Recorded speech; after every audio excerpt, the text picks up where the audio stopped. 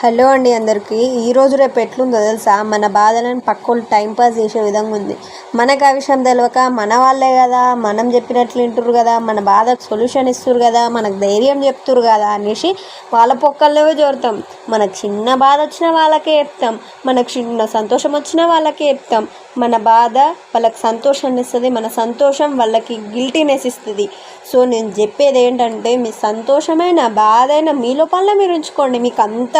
మీకు అంత బాధ ఎక్కువైంది అనుకోండి, మీ పేరెంట్స్కి షేర్ చేయండి. ఒక మంచి సొల్యూషన్ వాళ్ళు తప్పకుండా మీ లైఫ్కి ఇస్తారు. అంతేగాని వాడు నీ ముందర మంచిగా మాట్లాడుతుండు కదా, వీడు నా దోస్తుగాడు జాన్ జిగిరి అని మన గురించి మనకు అన్నీ చెప్పేస్తే, మన బాధలు మన సంతోషాలను వాడు ఒక టైం పాస్ చేసేసి మన ముందర ఉన్నప్పుడు మాత్రమే వాడు మనకు నచ్చినట్టు మాట్లాడతాడు. మనం అక్కడి నుంచి ముందుకు వచ్చే కానీ మన వెనకాల ఉన్న వాళ్ళకి ఎన్ని జాడీలు చెప్తారో మీరు అసలు ఎక్స్పెక్ట్ కూడా చేయరండి నిజంగా.